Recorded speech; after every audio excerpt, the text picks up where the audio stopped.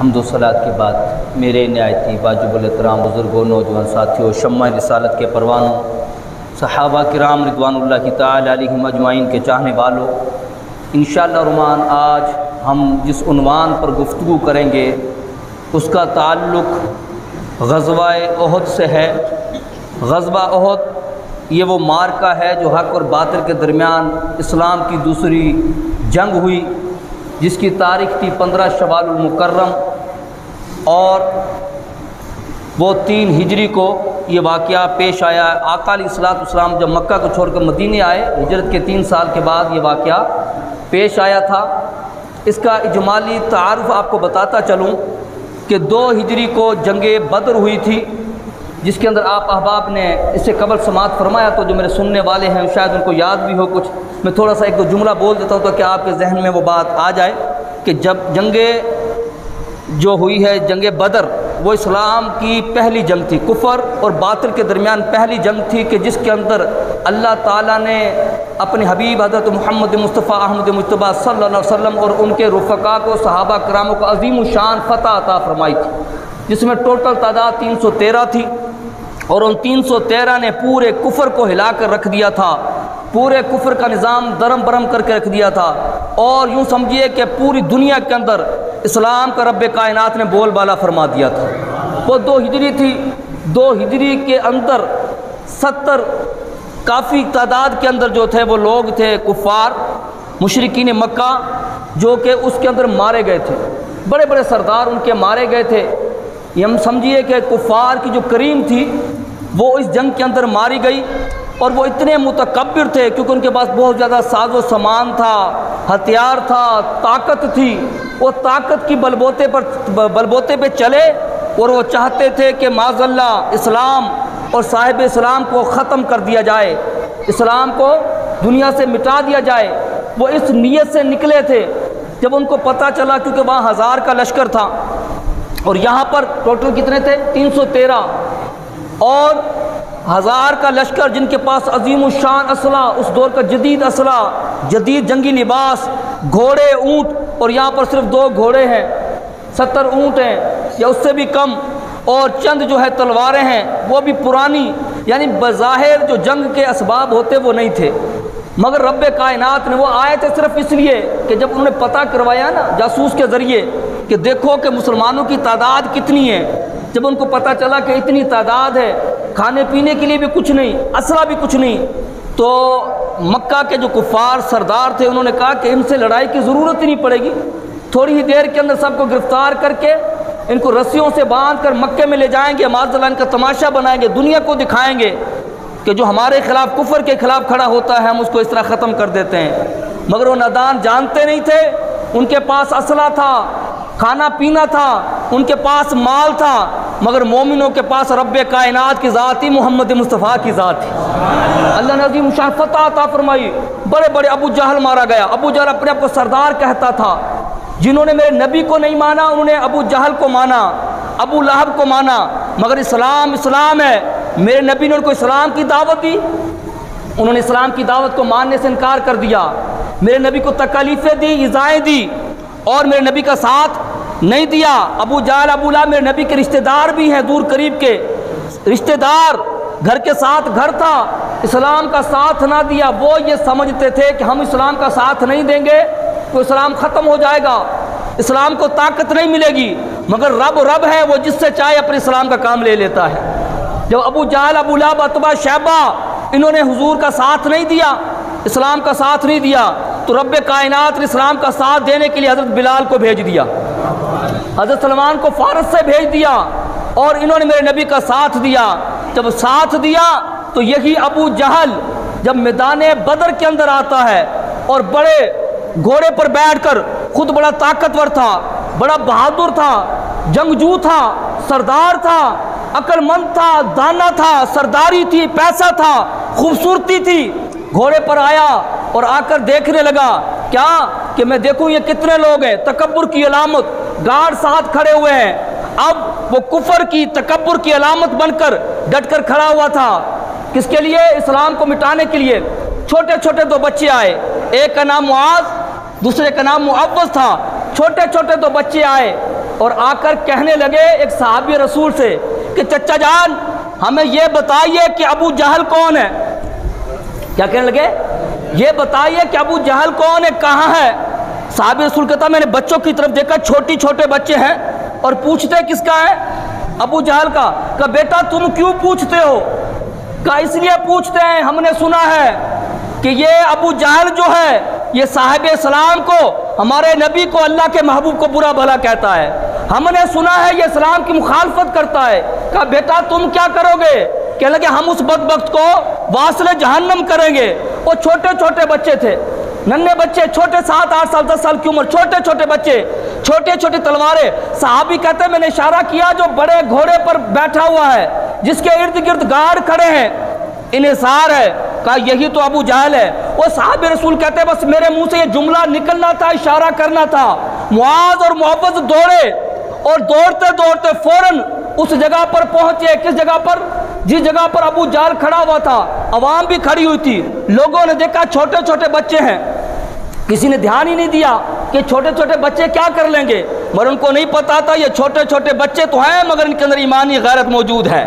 یہ حضور کے غلام، جس طرح آج بھی دیکھیے جمعے کی نماز ختم ہوتی ہے، صلاۃ والسلام ختم ہوتا ہے، لوگ سلام کرنے کے لیے آگے بڑھتے ہیں، مصافحہ کرنے کے لیے، بڑے لوگ سوچ ہی رہے ہوتے ہیں، چھوٹے بچے وہ لوگوں کے پاؤں سے نکلتے، ٹانگوں سے، ہاتھوں سے نکلتے ہوئے، صفیں چیرتے ہوئے جلدی سے امام کے قریب پہنچ جاتے ہیں، سلام پڑھنے قریب پہنچ جاتے۔ بچوں نے صفیں چیری، گئے، ایک نے جا کر ابو جہل کے گھوڑے کی ٹانگوں پہ تلوار ماری، جیسے گھوڑا نیچے گرا، دوسرے بچہ فوراً اٹھا اور اس نے کیا کیا؟ ابو جہل پر تلوار کے وار کر دیے، اور اس چھوٹے بچوں نے ابو جہل سردار کا مروا دیا۔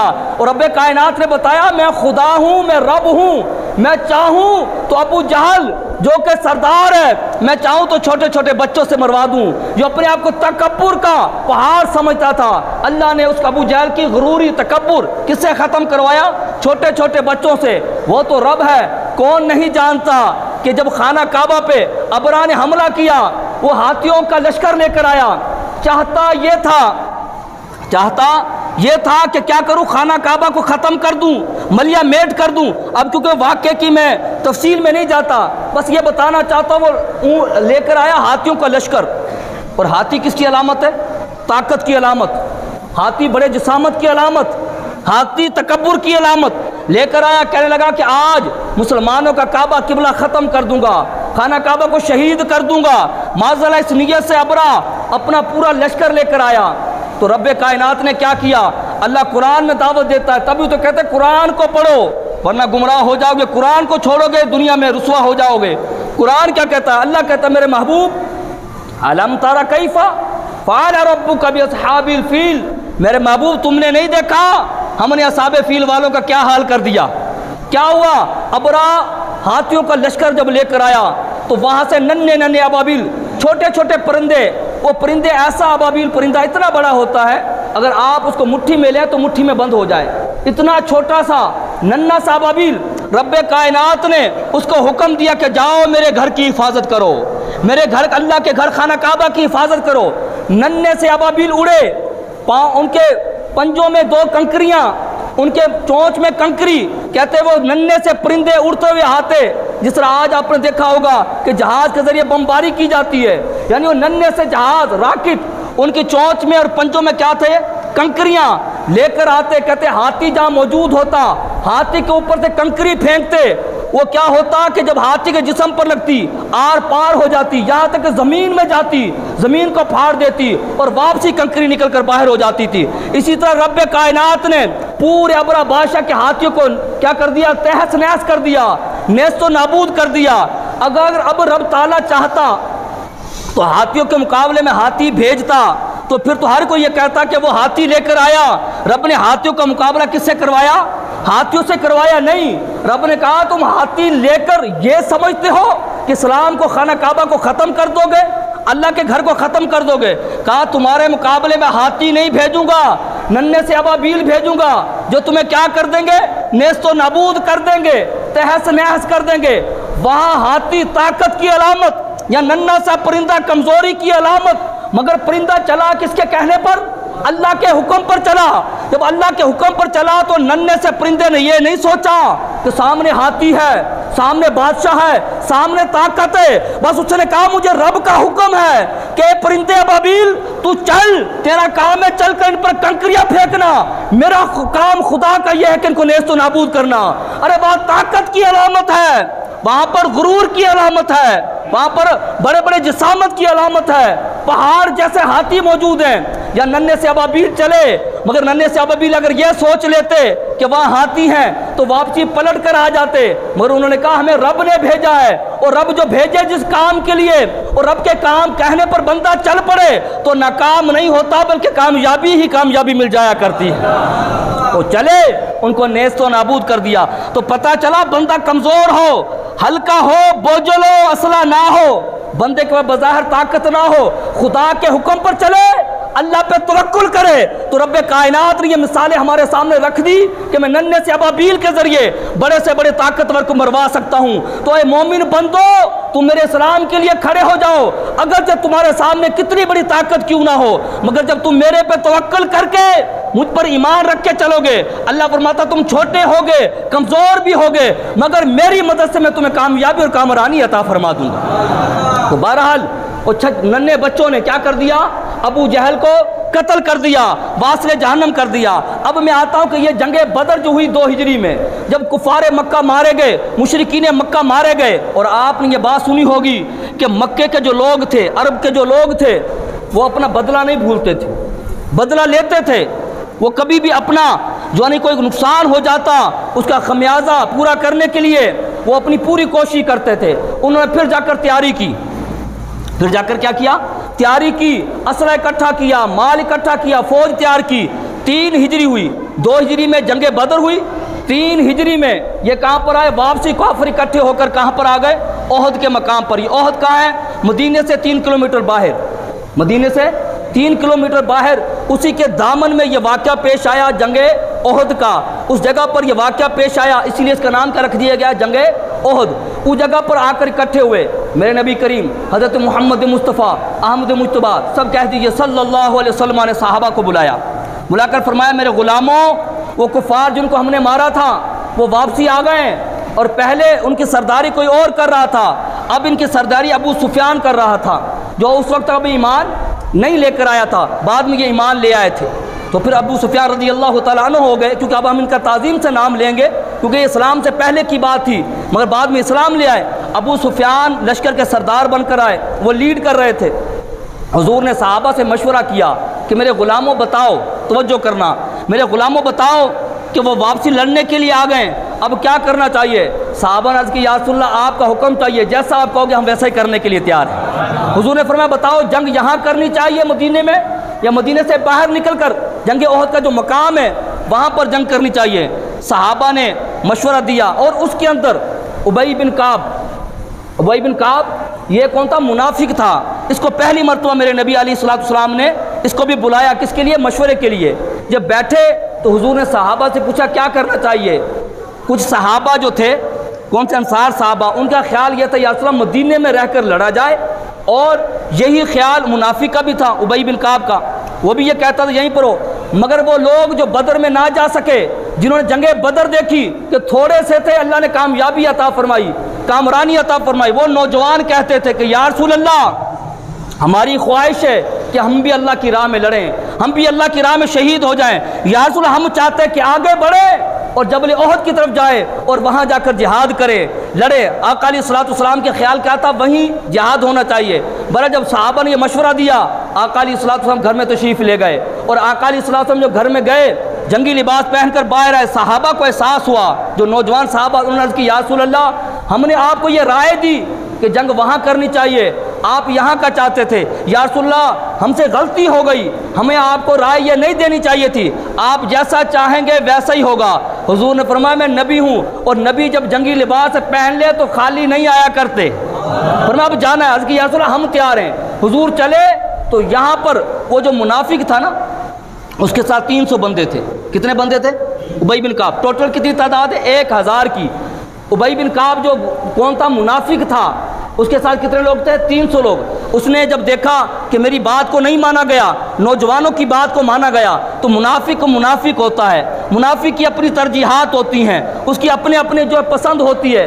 منافق کہنے لگا 300 اپنے ساتھیوں سے اب جا رہے ہیں جہاد کے لیے، جب جہاد کے لیے کیا ہوگا، لشکر آمنے سامنے ہوں گے، ہم کیا کریں گے، وہاں چھوڑ کر واپسی آ جائیں گے، کیا کریں گے، نبی کو چھوڑ کر واپسی آ جائیں گے۔ اب یہ 300 لوگ گئے جبل احد پر، آقا علیہ الصلوۃ والسلام نے ایک صحابی سے فرمایا، دستہ دیا، فرمایا تم یہاں کھڑے ہو جاؤ پہاڑی کے ارلی طرف۔ اس جگہ پر میں بھی گیا جبل احد پر، جہاں آقا علیہ الصلوۃ والسلام نے جس جگہ پر یہ جہاد ہوا، کہ جب کہتے وہاں آقا علیہ الصلوۃ والسلام گئے، حضور نے ایک صحابی کو دستہ دیا 50 لوگوں کا، فرمایا کہ تم یہیں کھڑے رہنا، یہاں سے اندیشہ ہے کہ یہ پیچھے سے حملہ کریں، فرمایا میرے دوسرے حکم کا انتظار کرنا، ہمیں فتح ہو یا شکست تم یہاں سے نہیں اترنا۔ کیا فرمایا، فتح ہو یا شکست تمہیں یہاں سے نہیں اترنا ہے جب تک کہ میں دوسرا حکم نہ دے دوں۔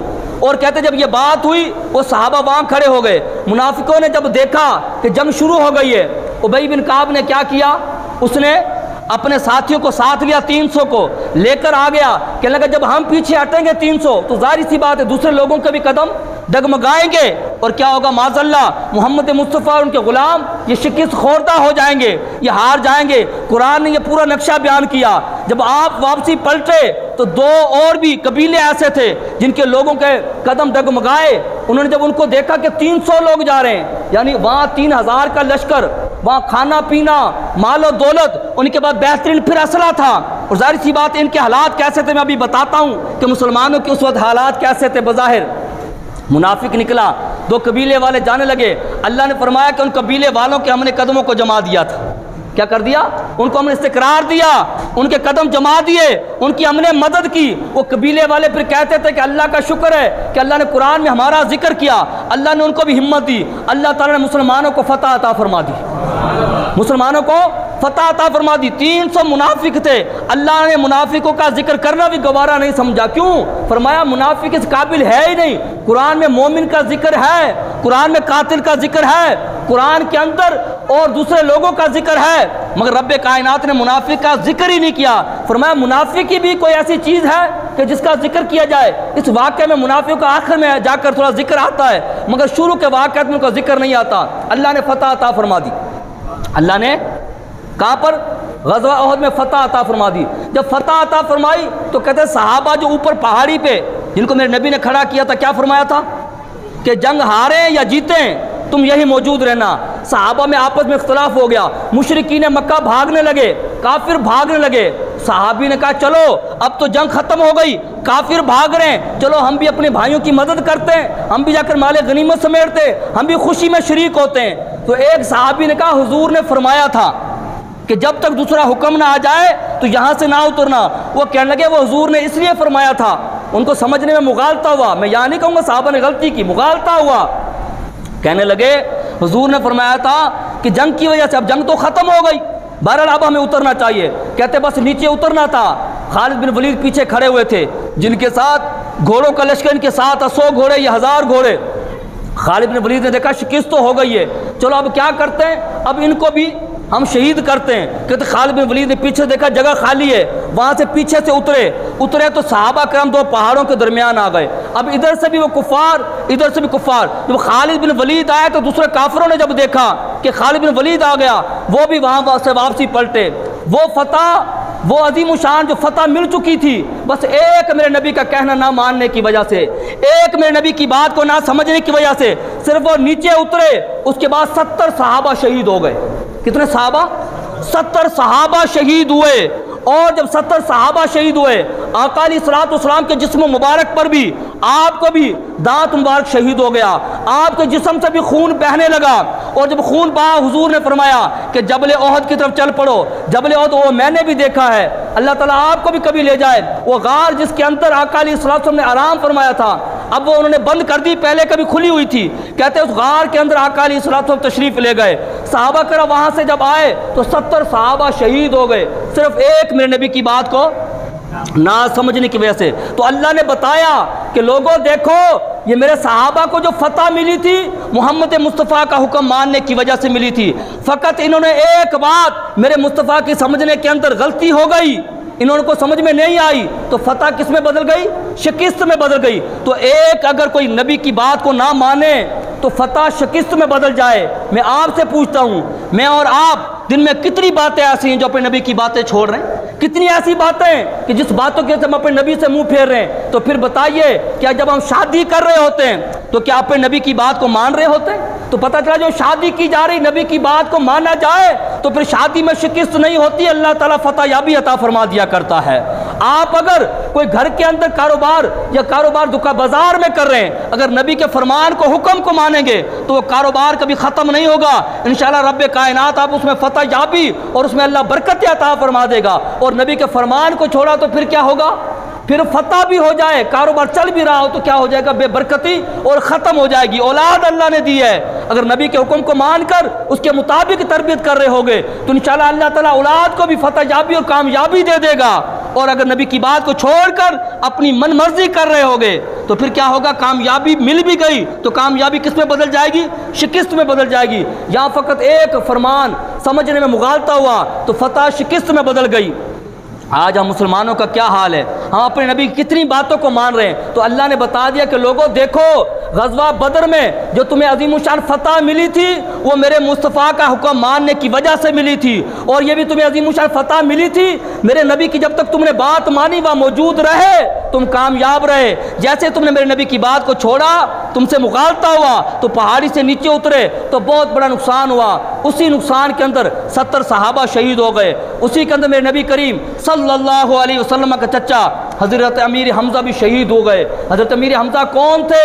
یہ میرے نبی کے سگے چچا بھی ہے اور میرے نبی کے ہم عمر بھی 6 مہینے بڑے ہیں اور میرے نبی کے دودھ بھائی بھی ہیں، کیونکہ آپ نے اور حضرت امیر حمزہ نے ایک ہی لونڈی کا دودھ پیا تھا۔ حضور کے رضائی بھائی بھی تھے۔ کہتے جب حضرت امیر حمزہ کا انتقال ہوا، شہید ہوئے، تو ہندہ مائی رضی اللہ تعالیٰ بعد میں کلمہ پڑھ لیا، انہوں نے حضرت امیر حمزہ کے کان بھی کاٹ دیے، آپ کا ناک بھی کاٹ دیا گیا، آپ کا سینہ چاک کر کے، آپ کے سینے کو چاک کر کے آپ کے کلیجے کو چبایا گیا۔ کہتے حضور نے جب یہ حالت دیکھی اپنے چچا کی، کہتے آپ اتنا روتے تھے، آپ فرماتے تھے کہ اس سے بڑا کوئی اور غم نہیں ہو سکتا۔ حضور اکثر اپنے چچا کو یاد کر کے رو پڑا کرتے تھے، فرماتے تھے کہ یہ شعر تھا حضرت امیر حمزہ کے بارے میں، کہتے جب آقا علیہ الصلوۃ والسلام غم زدہ تھے تو رب کائنات نے جبریل کو بھیج دیا، آپ سید الشہداء بھی ہیں، اللہ نے جبریل کو بھیجا، کہا جبریل جاؤ اور جانے کے بعد میرے مصطفیٰ سے کہو جسے تم کہہ رہے ہو کہ یہ شعر تھا، فرمایا جسے تم کہہ رہے ہو کہ سید الشہداء ہے، کہا رب کائنات فرماتا ہے کہ یہ میرا بھی شعر ہے، میرے مصطفیٰ کا بھی شعر ہے۔ یہ کس کا شعر ہے؟ میرا بھی شعر ہے اور میرے مصطفیٰ کا بھی شعر ہے۔ حضرت امیر حمزہ رضی اللہ تعالیٰ عنہ شہید ہوئے 70 صحابہ کے ساتھ، آپ کو وہیں پر آج بھی کہاں پر دفن کیا گیا ہے؟ جبل احد کے وہیں پر مقام پر دفن کیا گیا۔ وہیں پر آپ مصعب بن عمیر بھی شہید ہوئے۔ یہ وہ نوجوان صحابی تھے، مسلمانوں اپنی تاریخ کو یاد کرو، یہ وہ صحابی تھے کہ جن کی ماں ہر مہینے ہفتے نیا جوڑا سلوایا کرتی تھی۔ یہ وہ نوجوان تھا کہ اس کے سامنے 20 کھانے آپ کے سامنے سجائے جاتے تھے، آپ روزانہ نئی اور اعلیٰ قسم کی خوشبو لگایا کرتے تھے، جو کپڑا ایک مرتبہ پہن لیتے پھر واپسی وہ دوسرا کپڑا نہیں پہنا کرتے تھے۔ اتنے خوبصورت تھے کہ جس گلی سے گزر جاتے آپ کی خوشبو سن کر، اور ہر قبیلے کی خواتین کی مردوں کی خواہش ہوتی تھی کاش کہ ہماری بچی کا نکاح اس کے ساتھ ہو جائے، ہر بچی کی خواہش تھی کہ مصعب بن عمیر ہمیں اپنے نکاح میں لے لے، اتنا خوبصورت صحابی ہے، روزانہ نیا کپڑا پہنتا ہے۔ جب وہاں پر شہید ہوئے تو سنیے مسلمانوں کی حالت کیا تھی۔ جب شہید ہوئے تو کہتے آپ کو جب کفن دیا جانے لگا، کپڑا اتنا کم تھا کہ آپ کے سر پہ کپڑا دیا جاتا تو پاؤں ننگے ہو جاتے، پاؤں پہ کپڑا دیا جاتا تو آپ کا سر ننگا ہو جاتا۔ حضور کی آنکھوں میں آنسو آ گئے، فرمایا یہ وہی مصعب بن عمیر ہے جو نئے کپڑے پہنتا تھا، کپڑے ختم نہیں ہوتے تھے۔ آج اسلام سے ایسی وفاداری کی ہے کہ آج مصعب بن عمیر کے پاس اتنا کپڑا نہیں اس کو دینے کے لیے کہ اس کو پورا کفن دیا جائے۔ فرمایا اس کے بعد اگرچہ کفن نہیں ہے مگر یہ رب کے ساتھ بھی وفاداری کر گیا، رب کے محبوب محمد مصطفیٰ کے ساتھ بھی وفاداری کر کے چلا گیا۔ حضور نے فرمایا چہرے پر کفن ڈال دیا جائے، پاؤں پر پتے رکھ دیے گئے۔ اسی طرح حضرت امیر حمزہ کے بارے میں بھی آتا ہے۔ اسی طرح دوسرے صحابی رسول ہے سعد بن ربیع، حضور نے حضرت علی سے فرمایا علی جاؤ، حضرت علی بھی وہاں ہیں، بی بی فاطمہ الزہرا بھی وہاں پر ہے، حضرت اما عائشہ صدیقہ بھی اسی جنگ کے اندر پانی بھر بھر کر مجاہدین کو پانی پلا رہی تھی۔ خواتین کا بھی بڑا کردار تھا اس جنگ کے دوران۔ کہتے حضور نے فرمایا جاؤ میرے غلاموں کی خبر لو، کہ جب خبر لے جانے کے لیے گئے سعد بن ربی آخری وقت چل رہا ہے، اسے کہا کہ بتاؤ تمہارا کیسا حال ہے؟ کہا اٹھو تمہیں حضور بلا رہے ہیں۔ صحابی رو کر سعد بن ربی کہنے لگے کہ حضور سے کہنا کہ میرا جسم زخموں سے چور ہو چکا ہے، مجھ میں اتنی طاقت نہیں کہ میں اٹھ کر کھڑا ہو سکوں، مجھ میں اتنی طاقت نہیں کہ میں آگے بڑھ سکوں، مگر کہنا میرے صحابہ سے، کہا میرے دوستوں سے سلام کہنا، حضور سے سلام کہنا، حضور سے کہنا یا رسول اللہ میں نے اپنے سینے پر تلواریں تو کھائی ہیں مگر میں نے پیٹھ نہیں دکھائی، حضور سے کہنا میں نے اپنی گردن کٹوائی تو ہے مگر یا رسول اللہ میں نے کفار کے سامنے گردن کو جھکایا نہیں۔ اور صحابہ کو ایک پیغام دیا، میسج دیا، کہنے لگے کہ اے میرے غلاموں یہ جا کر سب صحابہ سے کہہ دینا، کہنے لگے سب کو بتا دینا حضور کے غلاموں کو کہ سعد بن ربی کہتا ہے کہ جب تک ایک بھی مسلمان زندہ ہو اور حضور کے قریب کوئی پہنچ جائے، قیامت تک کوئی حضور کو تکلیف دے دے، کوئی حضور کو ایذا پہنچا دے، حضور کی ناموس پر حملہ کر دے، فرمایا قیامت تک اگر کوئی بندہ بھی حضور کی ناموس پر پیرا نہ دے سکا تو کل قیامت کا دن ہوگا، اس کا کوئی بھی عذر اللہ کی بارگاہ میں قبول نہیں ہوگا۔ وہ یہ نہیں کہہ سکے گا کہ یا رسول اللہ میں بیمار تھا، میں کمزور تھا، کہا کہ نہیں حضور کی ناموس پر ہر لمحہ پہرا دینا کیا ہے؟